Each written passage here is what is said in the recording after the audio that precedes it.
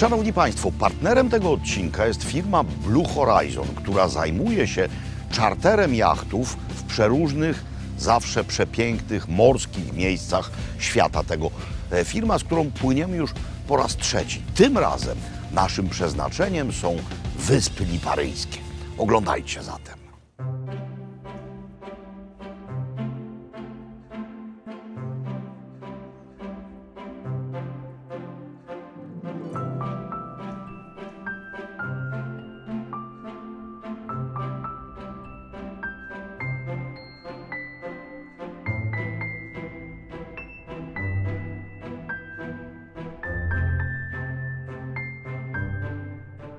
Jak to jest naszym zwyczajem, moi drodzy, opuściliśmy główki portu, wypływamy na otwarte morze, a więc czas prosić Neptuna o szczęśliwy powrót do tegoż portu.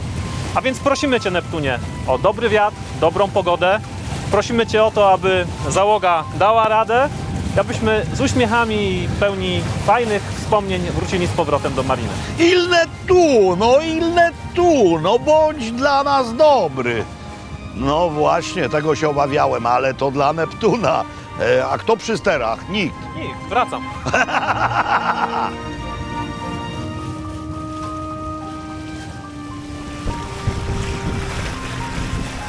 Moi drodzy, właśnie zaczyna się nasza kolejna żeglarska eskapada. Tym razem penetrować będziemy akwen, który nazywa się Morze Tyrreńskie. Za sobą zostawiliśmy Sycylię. Ona jest jeszcze bardzo blisko od nas, ale płyniemy w tamtą stronę. Czyli w jaką stronę? Płyniemy w stronę niezwykłego, wulkanicznego archipelagu Wysp Liparyjskich. 17 wysp, niektóre tylko zamieszkałe. Wyspy Liparyjskie od greckiego słowa lipari, co oznacza żyzny, ale zwane również wyspami eolskimi, bowiem Grecy uważali, że właśnie na tych wyspach mieszka Bóg wiatru Eol. Na razie Bóg drzemie, gdyż wieje na tyle słabo, że płyniemy na silniku. No i oczywiście nie da się w jeden dzień opłynąć wszystkich wysp liparyjskich, no i też nie zamierzamy do brzegów wszystkich przybijać. Najpierw płyniemy na najważniejszą, na Lipari, najbardziej ludną, no i z historii najbardziej słynną. Będę się rozwijał dalej. Na razie płyniemy tam właśnie. To wydaje się dość blisko, ale podróż zajmie nam około 5 godzin.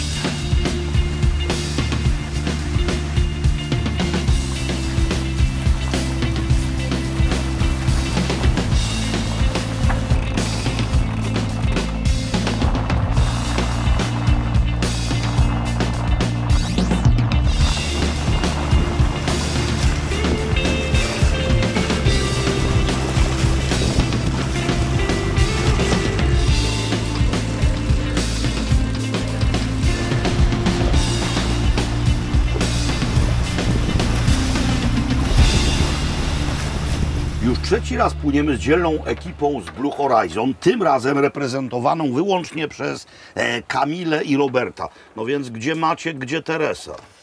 No właśnie, Maciej z racji obowiązków i ilości rejsów w zasadzie skończył teraz kolejny turnus szkoleniowy, a za chwileczkę zaczyna następne rejsy turystyczne, też doszkalające, więc można powiedzieć, że no, ręce pełne roboty. Jest rozpływany. Oj, jest. tak, jest rozchwytywany.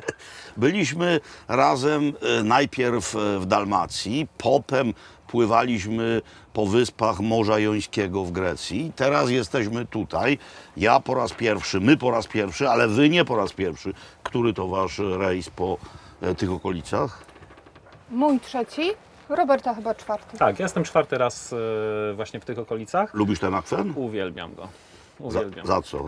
Wiesz co, jest, w zasadzie są bardzo blisko siebie położone takie główne punkty, czyli wyspy, które no, są przepiękne. punktem jakby kulminacyjnym całej tej naszej trasy właśnie tutaj po Wyspach Liparyjskich jest Stromboli, który gdzieś tam w dali nam majaczy. No i jeżeli pływamy tutaj turystycznie czy też szkoleniowo, staramy się podpłynąć pod Stromboli nocą, żeby obserwować erupcję tego wulkanu. Zrobimy to również? Oczywiście. Moi drodzy, najwyraźniej ów toast błagalny dla Neptuna został wysłuchany, bo morze jest spokojne i też uruchomił się Eol, wstał z drzemki. O, pan coś tam gada po włosku, ale to radio. A może to był sam Eol, ale Eol to bardziej by mówił po grecku, nie po włosku, bo to grecki Bóg, choć przez Rzymian przejęty. Otóż uruchomił się Eol, bo zaczęło wiać, płyniemy pod żaglami, jest cisza, więc to jest ta najpiękniejsza sytuacja, jaką sobie można wyobrazić na morzu. No i jeszcze sytuacja wzrokowa jest przecudna. No bo tak, tam mamy północ Etny i widzimy ośnieżone jej szczyty. Tutaj mamy ów cudowny akwen. To jest Lipari, prawda? To jest wulkan, no, tam z tyłu majaczy nam Z tyłu, Lipari. to dalej, to dalej. Tak. I tam właśnie płyniemy. Dzisiaj tam płyniemy. Oceń wedle prędkości, którą mamy. Ja powiedziałem, że to mniej więcej zajmie 5 godzin. Czy to się zgadza? Zgadza się. No w tej chwili mamy około 8-9 węzłów wiatru, płyniemy ze średnią prędkością około 5 węzłów. Mamy do pokonania dystans 20 mil, więc powinniśmy około godziny 17 być już w marinie. I akurat zaczną nakrywać stoły w restauracjach. Tak jest, już będą na nas czekali. Ależ to jest wszystko przemyślane.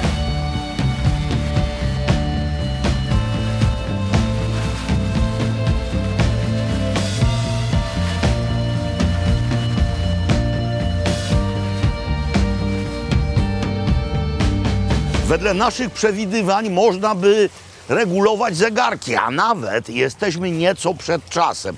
No ale jeszcze nie wpłynęliśmy. Mamy Lipari, a w zasadzie mamy podwójne Lipari, bo mamy wyspę o tej nazwie i mamy również miasteczko o nazwie Lipari, które jest naszym celem. Dzisiaj w zasadzie tylko kolacyjnym. No widać stąd ową charakterystyczną panoramę, trochę się o tym naczytałem, więc wiem, że owa forteca, która dominuje swym masywem nad całością tego stworzonego przez człowieka pejzażu, pochodzi z czasów hiszpańskiej tutaj dominacji. Tak, hiszpańscy Habsburgowie władali nie tylko wyspami liparyjskimi, ale również całą Sycylią. Ale o historii i o samym miasteczku i w ogóle o wyspie będę mówił jutro, bo dzisiaj mamy niezwykle precyzyjny plan i będziemy się go trzymać jak niepodległości. Otóż dzisiaj wpływamy do mariny, wychodzimy, kawałeczek się przemieszczamy i to będzie właśnie pora kolacyjna, a jutro zwiedzanie. No ale jeszcze teraz Lipari, wyspa i Lipari miasteczko widziane z wody polecają się waszej szanownej uwadze. Tam mieści się nasza cicha morska przystań. Myślę, że widzicie falochron, widzicie też maszty. Jeden z tych najwyższych należy do naszej jednostki. No, to nie jest aż tak wspaniała jednostka jak owa. Tu mamy maszty 4, no i ogromny żaglowiec. No w tej chwili płynie na silniku. Przed chwilą słyszałem dźwięk podnoszonej kotwicy i słyszałem wydawane komendy. Owe komendy były po niemiecku. Nie mają żadnej bandery wywieszonej poza włoską, no i jakąś jeszcze jedną, która nie jest narodowa. Być może chodzi o jakąś szkołę morską, więc jeśli są to Włosi, to z Tirolu, ale to mogą być równie dobrze Niemcy albo też Austriacy, tylko jeszcze swojej bandery nie wywiesili. Włoską mają, bo pływają po włoskich wodach. To jest twierdza górująca nad miastem, kiedyś również więzienie. Tym się zajmiemy jutro. Przyjechaliśmy tutaj autem wynajętym, no to jest kilka kilometrów, no bo w linii prostej morzem to pewnie jest 500 metrów, ale kręta droga. I jutro znowu będziemy mieli to auto. Nie wyruszamy jutro z mariny o świcie. Więc jutro będziemy oglądać zarówno miasto Lipari, jak i wyspę Lipari. A w tej chwili, zgodnie z zapowiedzią, już tylko jedna rzecz, która mieści się za tym wielkim, rozłożystym drzewem. Restauracja Da Filipino, czyli nie u Filipińczyka, lecz u Filipka. Tutaj bardzo lubią zdrobnienia, więc właśnie do Filipka marsz. Przekonuję się o tym po raz kolejny, że wasza praca polega nie tylko na wożeniu ludzi po pięknych akwenach, ale też na odnajdywaniu wspaniałych restauracji. No, widziałem plakietki przed wejściem, między innymi miszlenowskie, ale widzę również to, co jest na talerzach. To prawda.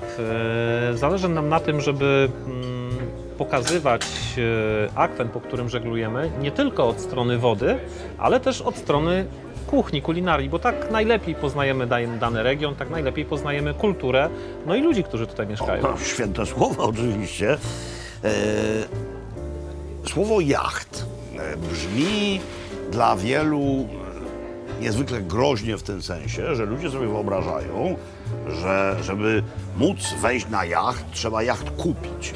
I myślą, że jacht to musi być Abramowicz od razu. Tymczasem jacht to jest również katamaran, monohul mniejszy i wynajęcie czegoś takiego na tydzień z załogą kosztuje no mniej więcej tyle, co all inclusive w Egipcie. Dobrze kalkuluję? No, możemy to tak przyrównać. Można wynająć oczywiście z załogą albo bez, jeśli ma się swoje uprawnienia. Zawsze jest to troszeczkę niższy koszt. No i troszeczkę też inna zabawa, prawda? Frajda samemu. No tak, ale nie jest to zabawa dla bogaczy już w tej chwili. Absolutnie nie. Tak jak powiedziałeś, w zasadzie takie wakacje all inclusive w Egipcie, jeżeli zbierzemy, najlepiej zebrać sobie oczywiście załogę, czyli popłynąć razem z przyjaciółmi, z rodziną. Naprawdę nie są to bardzo duże pieniądze. Zresztą na naszej stronie, na stronie Blue Horizon jest już wyszukiwarka jachtów dostępna. Można sobie tam sprawdzić, ile kosztuje wyczarterowanie jachtu we Włoszech, w Grecji, w Chorwacji. Zapraszamy. I oczywiście, jeśli jesteście jako obsługa, jako skiperzy albo ktoś od was, to możecie podsuwać adresy takie jak te, ale adresy są przeróżne, bo byliśmy razem w takich zwykłych, wiejskich, nadmorskich tawernach. No ten lokal wydaje się być jednym z najbardziej on-en miejsc, w którym jesteśmy, ale to nie jest takie on-en właśnie takie, bo tutaj się wszystko zgadza, wszystko się skleja. Jeśli pozwolicie, to ja postaram się tylko chwilkę opowiedzieć o tym, co mamy na talerzach, zanim to zdekomponujemy i zaczniemy to jeść. 2 dania płynące z ziemi, czyli to na miejscu robiony makaron, widzicie takie charakterystyczne kluchy, w sosie oczywiście pomidorowo-bakłażanowym, ale zwanym ragu, bo jest tutaj mięso. Tu mamy jeszcze jedną rzecz z ziemi pochodzącą, to jest to, czyli kapary w 2 postaciach, ricotta, czymś w rodzaju miejscowego octu balsamicznego, w zasadzie redukcji z lokalnego słodkiego wina podana i pecorino tutejsze. Tuńczyk do tego, on wchodzi w skład ziemi, ale tuńczyka tu traktują niemal jak wołowinę, prawda? No ale to już jest rybne szaleństwo poza tym.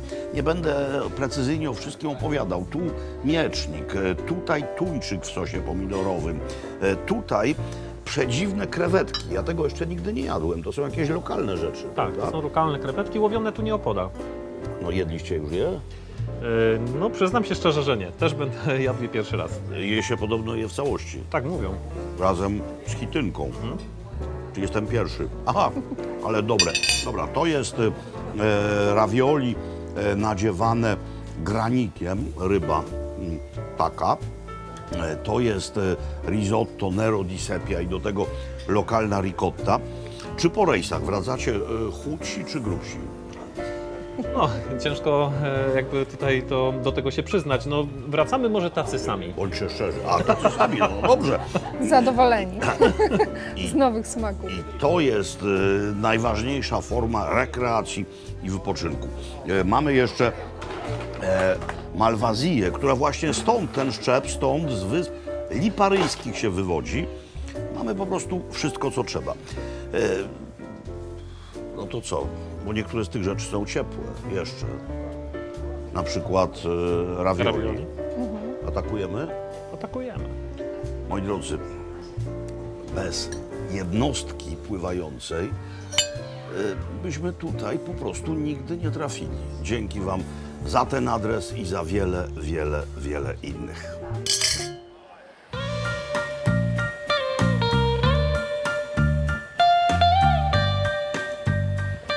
Tak wygląda nadmorski bulwar w stolicy wyspy.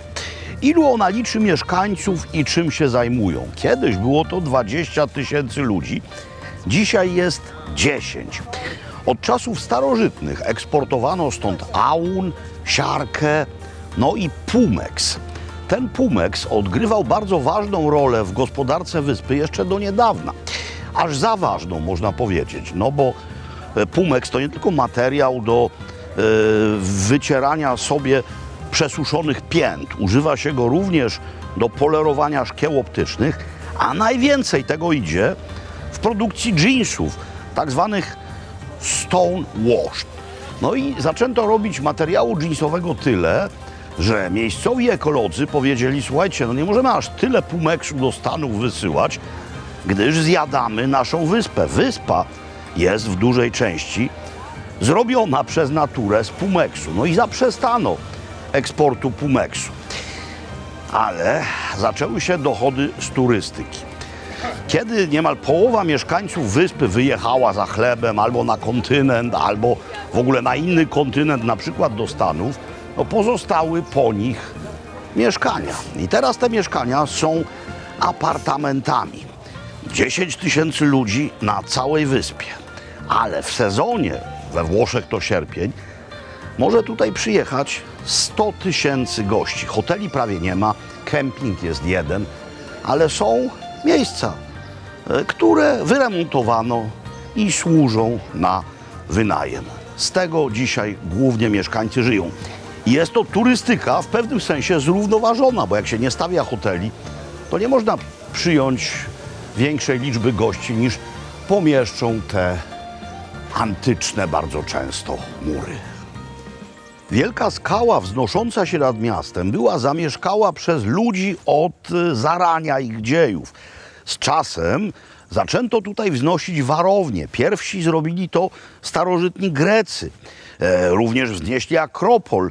Mamy do dzisiaj jego ruiny, zresztą postawione na pozostałościach wiosek z epoki brązu. Potem fortyfikacje rzymskie, w końcu normańskie, no i hiszpańskie. Ale największą sławą, w dodatku dość ponurą, to miejsce okryło się w czasach Mussoliniego, gdyż było ono nazywane Syberią włoską, Syberią Mussoliniego. Nie ze względu na surowy klimat, no bo ten jest łagodny i wspaniały, ale ze względu na to, że zsyłano tutaj przeciwników reżimu. Tych najgroźniejszych osadzano w tym budynku. To było więzienie. Dzisiaj mamy tutaj muzeum archeologiczne, ale działano też tak, jak działał kiedyś carat.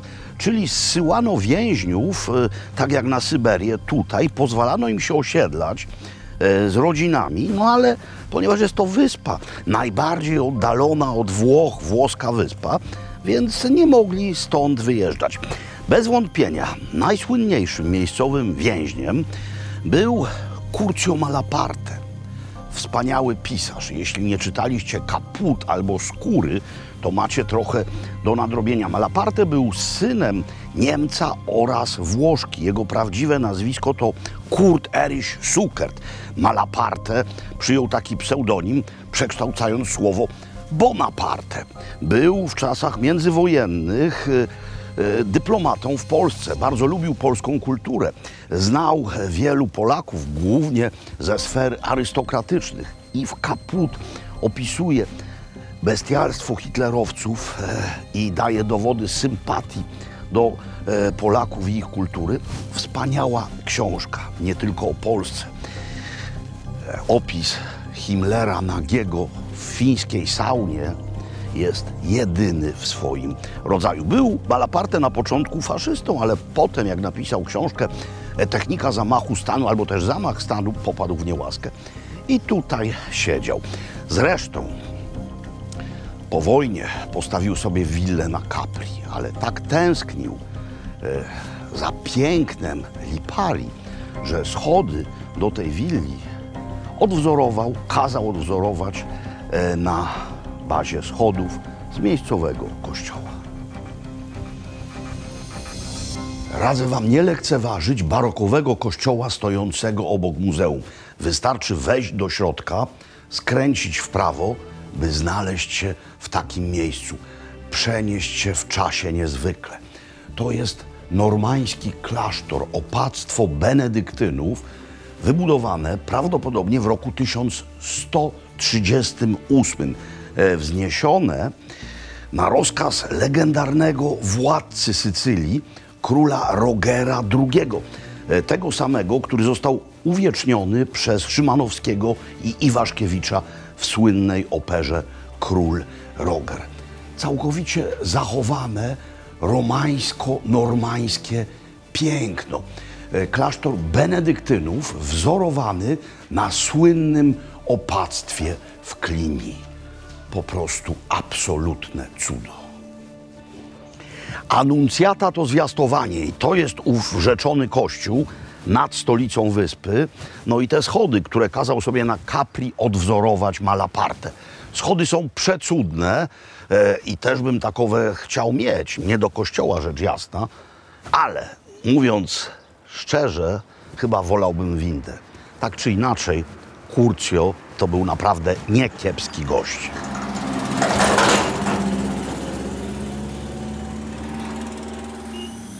Wczoraj wieczorem zrobił się w restauracji młyn, więc nie miałem wam okazji pokazać, kto nas obsługuje, nas i innych ludzi, ani tym bardziej z tym kimś porozmawiać.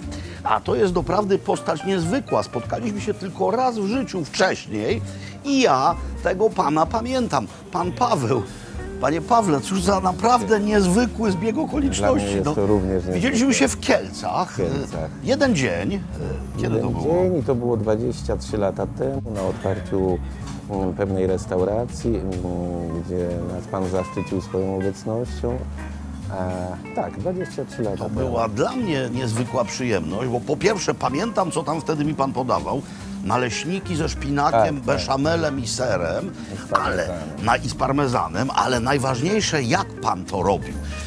Moi drodzy, jeśli czytaliście Obsługiwałem angielskiego króla, jeśli wiecie, co to jest dobry serwis, to coś takiego pamiętacie. No po prostu ja naprawdę pana pamiętam. No i co się stało, że nagle z Kielc Lipari? No, trudno sobie wyobrazić dalszy fragment. No właśnie, to jest taka trochę dziwna historia, bo będąc na Sycylii, na takim pobycie jakby urlopowym, zauważyłem wyspy. Nawet nie wiedząc wcześniej o nich. Pomyślałem sobie, że jeżeli już tu dotarłem, no to muszę zwiedzić także te wyspy. No i będąc tu na tych wyspach, nie wiem, zakochałem się w tym miejscu. Pomyślałem sobie, że muszę spróbować jakby tu osiedlić się, zamieszkać. No i zacząłem pracę właśnie 20 lat temu w tej restauracji. Czyli przyszedł pan, spytał się, czy nie potrzebujecie kelnera i oni powiedzieli si. Tak. Nie widzieliście też wszystkiego, co wczoraj jedliśmy, więc postanowiłem wrócić dzisiaj również na repetę tego dania, owej zupy, ponieważ jest obłędnie dobra. Zupa opisana jako zupa z fasoli borlotti, kopru włoskiego oraz sardeli.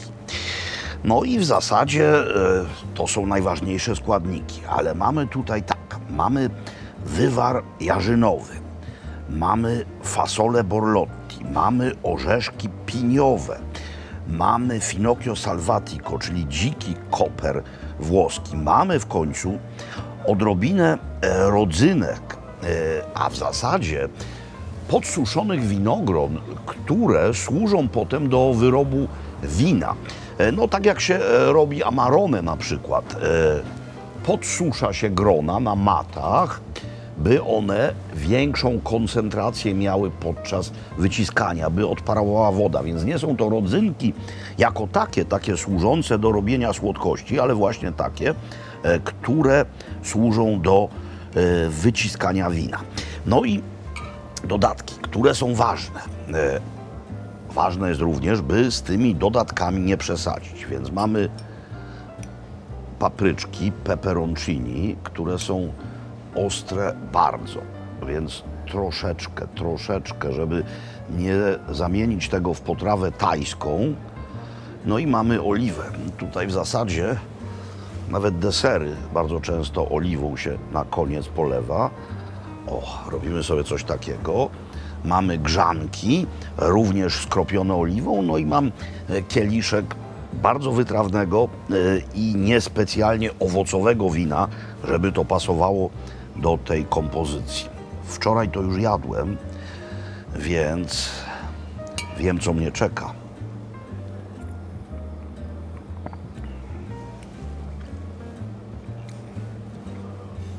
To jest zupa absolut. Sardele świeże, orzeszki piniowe, ten cudowny aromat kopru, ale żaden ze smaków nie wystaje. To wszystko tworzy jednorodną, wspaniałą kompozycję. Teraz już wiem, że mój pobyt na Lipari jest spełniony i kompletny.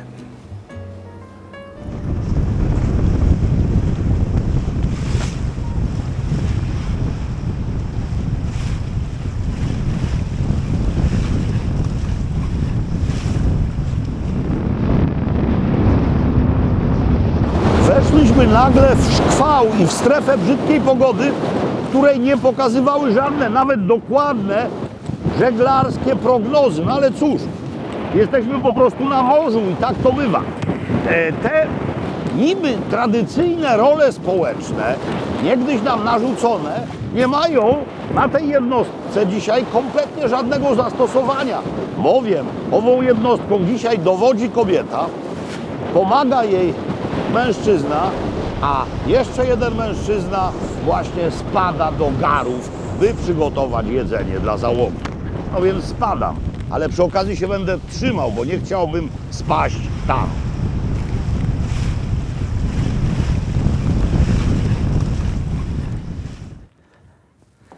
Pogoda się nieco poprawiła, ale dla bezpieczeństwa gotowania jesteśmy u brzegów wyspy Panarea. Na kotwicy stoimy, bardzo blisko brzegu, tu jest niezwykle głęboko, więc jak się chce stać na kotwicy, to trzeba być naprawdę brzegu blisko. Dlaczego dla bezpieczeństwa? Dlatego, że to nie jest monohul, jednokadłubowiec i tutaj kuchenka nie jest na wale kardana. Więc teoretycznie katamaran i praktycznie nie podlega aż takim przechyłom jak monohul, ale jednak tam bujało, wiatr dochodził do 30 paru węzłów, a tutaj ugotuje bezpiecznie. Co jest na wyposażeniu jednostki czarterowanej we Włoszech? No oczywiście ogromny gar, ponieważ będę robił makaron. Makaron, który jest trochę podobny do spaghetti, ale tylko trochę, gdyż ma w środku dziurkę. To jest bucatini, wspaniały rodzaj kluch, który zrobię z czymś, co między innymi z tym, co dostaliśmy od pana Pawła i od restauracji Filipino. Tamtejsza oliwa z taką naklejką domową oraz tuńczyk w oliwie. No i to będzie baza do dania, które zrobię za chwilę. A na wieczór już też mamy przygotowane coś. Tego wam nie pokażemy, bo zjemy to już bardzo późno. Są wstępnie przygotowane karczoszki, które zostaną podgrzane i podane z masłem roztopionym i z cytryną. Oraz obsmażone bakłażany, plastry bakłażanów, które zostaną zapieczone z sosem pomidorowym, odrobinę czosnku, trochę oregano. To jest właśnie tutaj passata, jeszcze pecorino, to będzie parmigiana, bazylia świeża również. Robię teraz dwie rzeczy, niezwykle proste. Mianowicie muszę posiekać czosnek i posiekać natkę pietruszki. Teraz taki rondelek, w którym zrobię sos, no widzicie, nie ma tutaj dużo miejsca, ale to nie znaczy, że się nie da gotować. Przecudna pachnąca, ekstraktywna oliwa. Ona jest bazą owego sosu, więc jej nie żałuję. I zanim powędruje na ogień, to dosypujemy tutaj pietruszkę i czosnek. To, czy się to wrzuci na rozgrzaną, czy na nierozgrzaną, w tym wypadku nie ma absolutnie żadnego znaczenia. Maści. Jeszcze jedna rzecz, która tutaj się znajdzie, a którą mam... No dobra, tu. Którą mam... O, tu. Mianowicie ogromna ilość papryczek peperoncini, cudownych, mrugających do nas swoją zalotną, pikantną czerwienią. Niezmielonych, to nie jest proszek, jak widzicie, jest moździerz na etykiecie, to jest ostre bardzo, więc tego niedużo, ale pachnie intensywnie. No i teraz, właśnie teraz, to się powinno lekko... Trafiłem w palnik, co się nie zdarza często. Nie dałem w palnik, trafiłem w palnik. Podgrzewamy. Nie tylko cały kambus, ale również całą mesę, a prawdopodobnie również sypialnię na dole wypełnia teraz ten ekstatyczny zapach czosnku, pietruszki, oliwy i peperoncini.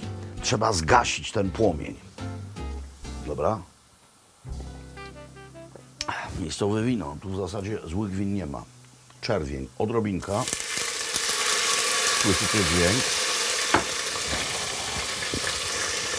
O to chodziło. Chodziło o to, żeby przerwać proces smażenia, zamienić ów proces w duszenie.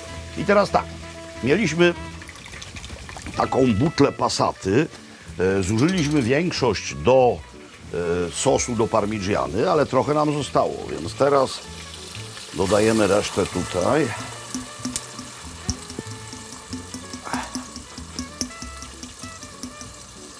Ja jeszcze wypłuczę. Ważne, ten kran to woda słona morska. Ten kran to woda, która nadaje się do picia po przygotowaniu, a to będzie gotowane. Więc robimy tak. Bach, bach. Nic się nie zmarnuje. Płuczę łapy. Szybciutko wycieram łapy i otwieram ów słoik.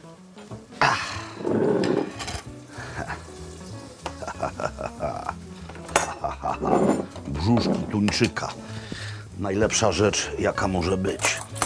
Oczywiście wystarczy to wyjąć, skropić oliwą, bo to jest, powiedziałem w oliwie, ale sądząc po kolorze, to jest jednak chyba w oleju albo w takiej oliwie, która nie jest dziewicza.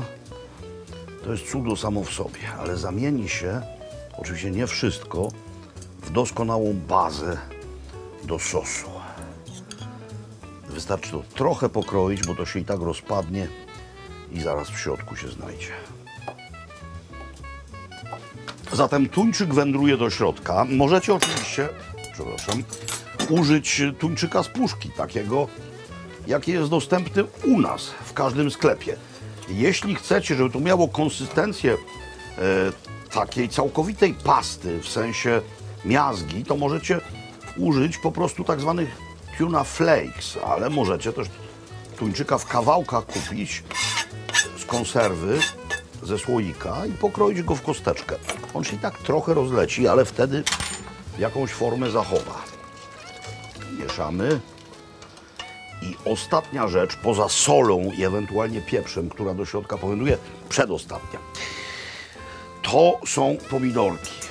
Pomidorki takie, które kroimy w ósemkę, jak są większe, na połówki, jak są mniejsze i dorzucamy, albo nawet ćwiartki, ósemki, połówki, w zależności od wielkości, dorzucamy, ale dorzucamy na takim etapie, żeby one się nie rozpadły całkowicie, żeby tylko zmiękły. I to jest to, sól, pieprz, pomidorki i jeszcze jedna rzecz, mianowicie owa. To jest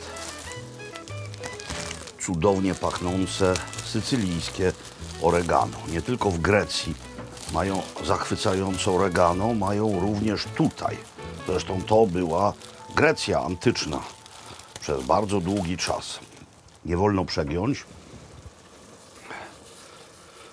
Tak to robimy i tyle wystarczy.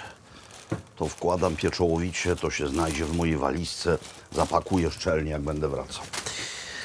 I będę miał u nas. Więc rzucam sól, pieprz, tu bucha. Za chwilę wszystko będzie gotowe. W międzyczasie jeszcze ser do starcia. I tyle.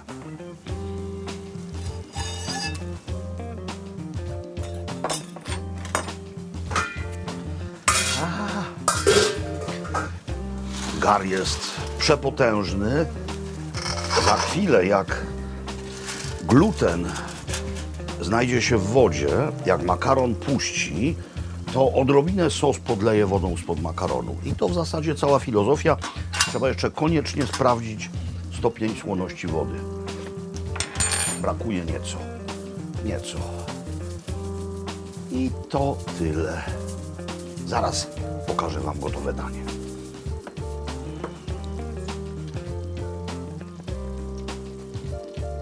Makaron obsadzony, odrobina wody, odrobina dosłownie została w środku, żeby się nie skleił.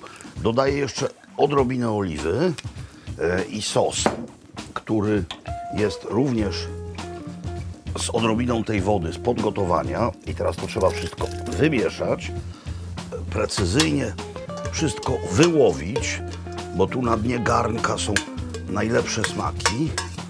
Dobra, potem będzie można tu zanurzyć chleb. No i nałożyć, spróbować, jak to we Włoszech. Makaron nie pływa w sosie, a jest jedynie owym sosem otoczony. No ale nie jak to we Włoszech. Nie mamy na tej łodzi żadnego przyrządu do nabierania makaronu. Nie ma takiego specjalnego ustrojstwa, którym to mogę zrobić. Mam tylko coś takiego. No więc zrobię to przy pomocy czegoś takiego właśnie. Najlepsze frakcje zostały na dnie, ale i tutaj są pomidorki, kawałki tuńczyka. Nie no, to wszystko jest otoczone tym szlachetnym smakiem. No nie jest to podane tak pięknie, jak podają w restauracjach, ale jest tak samo dobre. Jeszcze trochę pecorino i moi drodzy, już wam spieszę donieść, co też się tutaj wydarzyło. Makaron ugotowany al dente, to widać. Próbowałem tuż przed odcedzeniem.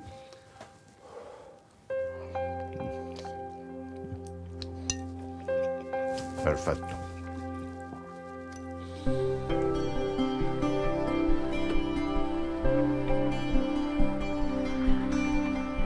Słońce za chwilę schowa się w morzu, a my zgodnie z pierwotnym planem podpłynęliśmy pod cudo tych stron.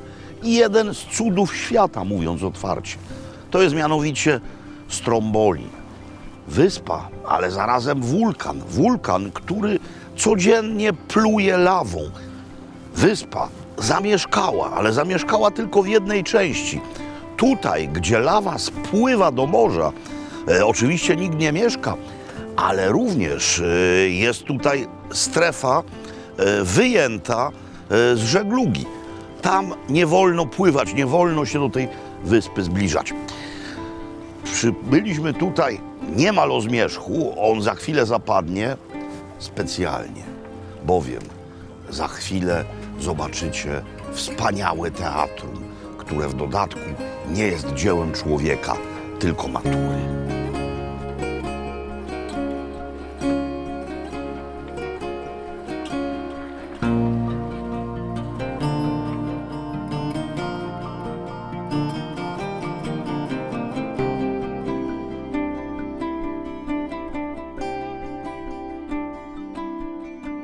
Otóż sprawy miały się tak. Dawno, dawno temu światu objawił się olbrzym imieniem Tyfon. Był tak wielki, że gdy stał, głową sięgał niebios, a gdy rozłożył ręce, obejmował nimi cały świat. Oczy jego rzucały straszliwe błyski, a z ust szła siarka i ogień. Gdy pojawił się wrót Olimpu, bogowie przerażeni dali dyla aż do Egiptu. Tylko Zeus, gromowładny, stanął do pojedynku, powalił Tyfona sierpem, a potem podniósł Sycylię i przygniótł go, by Tyfon już nigdy się nie dźwignął. Ale Tyfon się dźwiga. Zieje ogniem i trzęsie ziemią. Tutaj, na Stromboli, usiłuje wstać codziennie. Tyle starożytni Grecy, a wracając do współczesności, to niezwykle dobrze jest, przypłynąwszy tutaj i z pokładu obejrzywszy owe niezwykłe erupcje, uświadomić sobie, że jesteśmy tylko trybikiem w machinie wszechświata. Z wulkanologicznym pozdrowieniem. Ciao.